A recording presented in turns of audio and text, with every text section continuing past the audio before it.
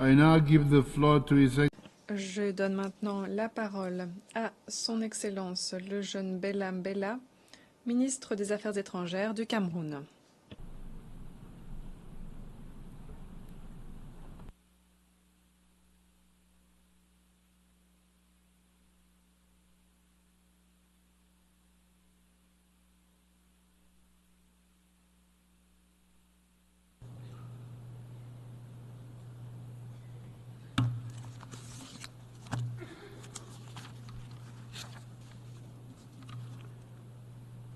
Monsieur le Président, je m'honore de prononcer devant cette auguste Assemblée l'allocution intégrale que Son Excellence Paul Biya, Président de la République, chef de l'État, m'a autorisé à délivrer en son nom.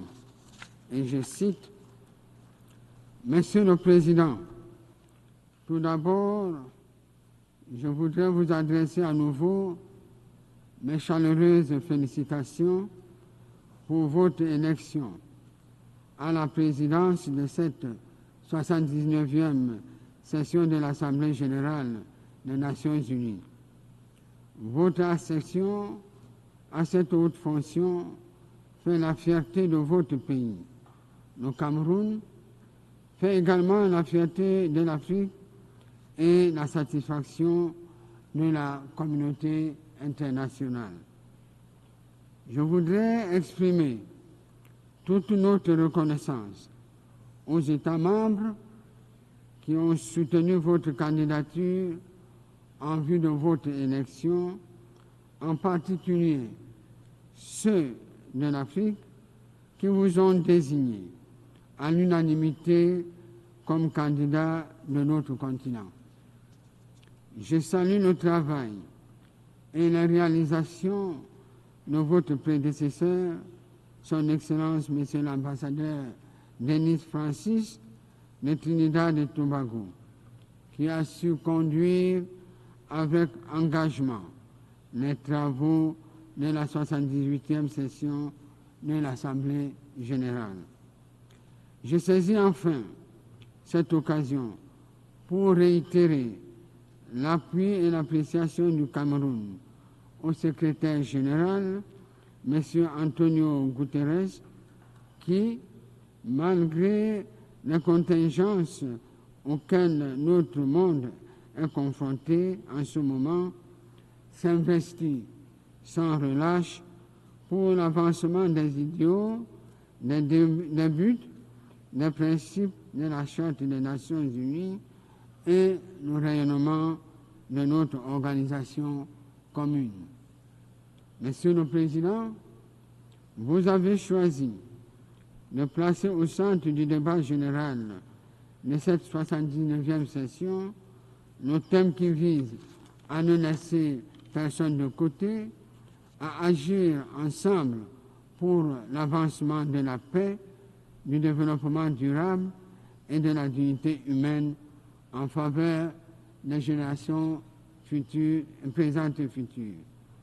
Ce thème traduit, il faut le souligner, l'impératif et l'urgence d'une action commune dans un environnement international difficile et complexe, à la fois au plan des défis et des opportunités. Au rang des défis, il y a lieu de relever que notre maison commune, la planète Terre, est victime d'un dérèglement climatique extrême qui menace la survie physique de certains pays, des zones forestières et côtières dans différentes régions du monde. Les pluies diluviennes et les inondations dévastatrices subséquentes, comme on en a vu ces derniers mois en Afrique, en Europe et en Asie, les canicules, les glissements de terrain en sont les manifestations les plus visibles, certains pays les subissant plus que d'autres. Aujourd'hui, les déplacés climatiques sont désormais aussi nombreux que les réfugiés et les déplacés internes victimes de guerre, Ce n'est plus une simple vue d'esprit, mais bien une réalité quotidienne douloureuse ici et là. Nous avons pourtant convenu d'un ensemble de mesures pour combattre ces fléaux dans l'accord de Paris, ainsi que dans de multiples autres engagements antérieurs. Le Cameroun étant partie à cet accord et qui appartient au grand massif forestier du bassin du Congo, ne ménage aucun effort dans la recherche de solutions pertinentes en concertation avec les pays riverains à la crise climatique mondiale. En conséquence, il lance un pressant appel afin que les mesures communément adoptées dans l'accord de Paris soient effectivement appliquées sans obstacle et sans délai. Il reste malheureusement que les moyens financiers et technologiques qui constituent les principaux ressorts de mise en œuvre de cet accord aient été jusqu'ici mobilisés de manière parcimonieuse. Monsieur le Président, Excellences, Mesdames et Messieurs, à cette crise du climat viennent s'ajouter des conflits et foyers de tension, anciens ou nouveaux, qui n'épargnent aucune aire géographique. Sahel, Soudan, Gaza, Liban et Ukraine en sont les exemples les plus illustratifs. Une telle situation alimente la course aux armements, y compris dans l'espace, dans les mers et les océans. Elle alimente également une utilisation de plus en plus grande des armes de petit calibre ou de destruction massive. Elle constitue une forte menace de recours à l'emploi des armes nucléaires. Enfin, elle occasionne aussi des tensions géopolitiques, des rivalités de toutes sortes et la méfiance entre les États qui font peser la menace à la paix, à la sécurité et à la stabilité internationale. Si rien n'est fait dans l'urgence, nous pourrions être contraints de vivre à nouveau dans un avenir proche une autre période sombre de l'histoire de l'humanité, comme ce fut le cas au début du XXe siècle. Pour le Cameroun, il importe de renverser au plus vite cette tendance. Nous devons le faire pour nous affranchir de la guerre et de ses fléaux afin de préserver les générations futures au regard des idéaux défendus par les pères fondateurs des Nations Unies. Mon pays reste convaincu de ce que le recours au dialogue, à la concertation, au consensus, à la diplomatie préventive, à l'instauration des mesures de confiance doit toujours prévaloir pour garantir une paix durable dans notre monde. Pour cela, nous devons procéder à une réforme du Conseil de sécurité en vue de nous assurer qu'il continue à remplir pleinement son mandat originel d'organe principal de maintien de la paix et de la sécurité.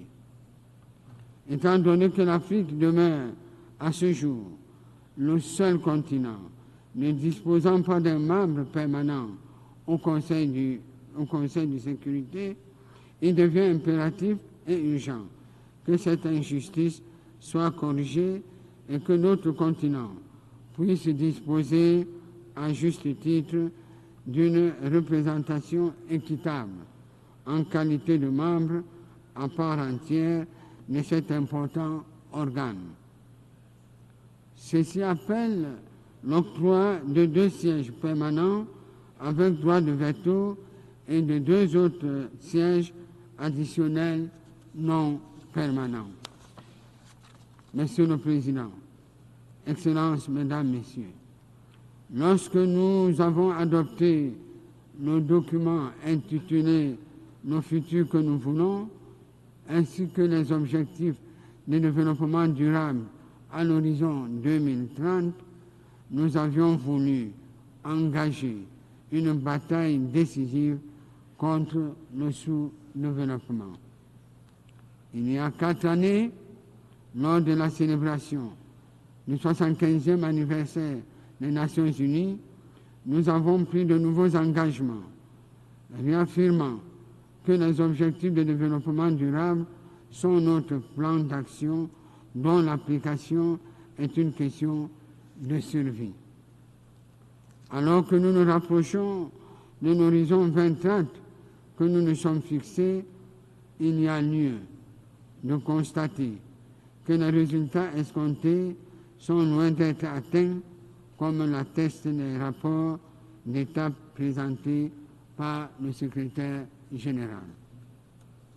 Comme nous l'avons observé plus haut, dans le cadre de l'accord de Paris pour la sauvegarde de la planète, les moyens financiers et technologiques de mise en œuvre ne sont pas pleinement mobilisés. C'est pourquoi le Cameroun en appelle une fois de plus à une volonté politique renouvelée, à une action plus décisive pour surmonter cette situation. Le nouveau programme de Doha pour les pays les moins avancés, celui d'Antigua-Barbuda pour les petits États insulaires en développement, celui concernant les pays enclavés, qui va être adopté à la prochaine conférence de Gaborone au mois de décembre, l'agenda 2063 de l'Union africaine, avec sa deuxième décennie de priorité, la zone de libre-échange continentale constitue, il nous semble, des cadres d'orientation et d'incitation au développement des pays les plus pauvres qu'il convient de mettre activement en œuvre si on ne veut laisser personne pour compte. À ce sujet, le Cameroun, pour sa part, a engagé un certain nombre de projets structurants dans les domaines de l'énergie, des infrastructures, des transports, de communication et de télécommunications, des industries extractives et de transformation et bien d'autres secteurs visant son émergence à l'horizon 2035. C'est le président, des plans, des projets et programmes de relève et de reconstruction, ainsi que d'actions humanitaires ont été mis sur pied par le gouvernement pour répondre aux besoins spéciaux et pressants des populations, surtout celles des zones rurales ou celles affectées par des exactions de la secte terroriste Boko Haram dans l'extrême nord du Cameroun et celles issues de la crise sociopolitique dans les régions de l'extrême nord et du nord-ouest et du sud-ouest. Je voudrais saisir cette opportunité pour remercier sincèrement et avec force les partenaires bilatéraux et multilatéraux pour leur soutien constant à notre agenda national de progrès et de développement et les inviter à continuer à nous honorer de leur fidèle appui. Monsieur le Président, Excellences, Mesdames, Messieurs, toutes les actions déployées par les pays en développement ne sauraient produire des résultats escomptés tant que le cadre macroéconomique mondial n'est pas réformé. Ce cadre, est-il encore besoin de le rappeler, repose sur des institutions qui sont en place depuis la Deuxième Guerre mondiale, institutions devenues obsolètes et dont la structure et l'organisation sont en grande partie à l'origine des perturbations, des déséquilibres, des dysfonctionnements, voire des inégalités qui ne favorise toujours pas le plein développement des pays pauvres et du Sud global. Le Cameroun se joint par conséquent à l'appel et à la dynamique visant la réforme de l'architecture économique et financière internationale. Cet appel et cette dynamique portent en particulier sur une meilleure représentation des pays en développement dans ces institutions, une fiscalité plus équitable, une politique monétaire appropriée, une dette plus soutenable, une transition énergétique mieux adaptée, une agriculture saine, une industrialisation maîtrisée et un travail décent. Monsieur le Président, Excellences, Mesdames, Messieurs, nous nous félicitons de la tenue ici même, le 22 et 23 septembre 2024, du sommet de l'avenir, auquel nous avons pris part, et surtout de l'adoption du pacte relatif ainsi que de ces deux annexes portant sur le numérique et les générations futures. De ce pacte nous engage de nouveau à une recherche active de la paix, du développement durable et de la dignité humaine grâce à une série d'actions concrètes qui demandent des moyens de mise en œuvre conséquents. Nous ne pouvons pas nous dérober à ces actions susceptibles d'ouvrir la voie au futur que nous voulons dans le cadre d'un multilatéralisme revigoré, soutenu par les idéaux, les buts et les principes de la Charte des Nations Unies.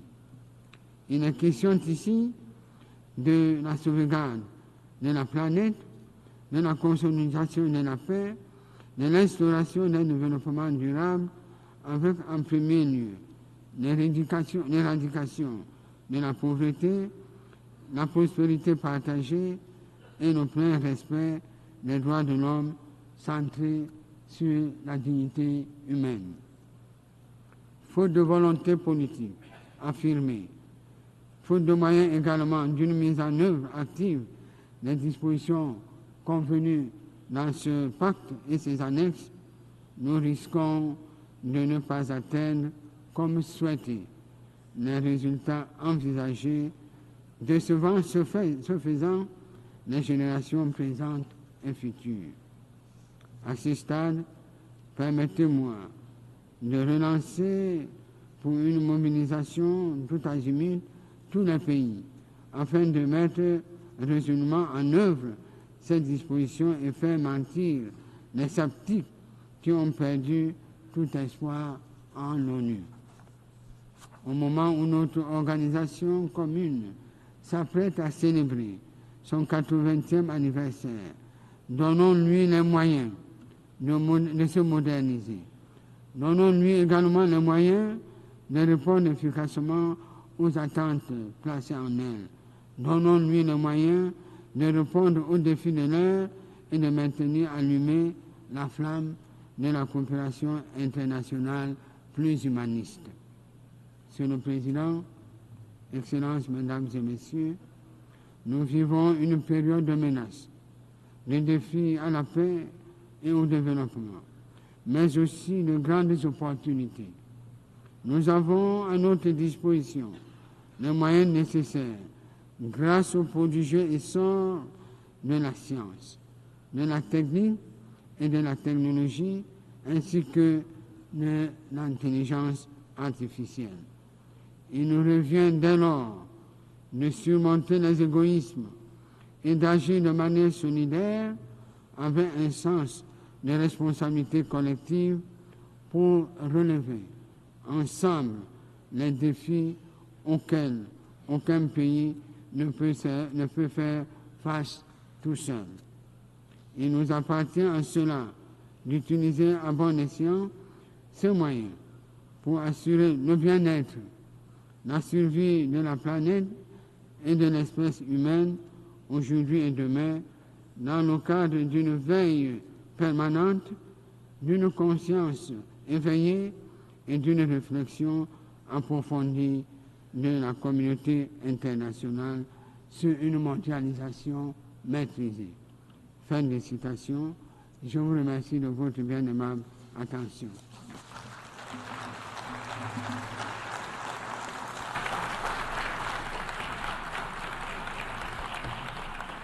I thank the Minister of Je remercie le ministre des Affaires étrangères du Cameroun.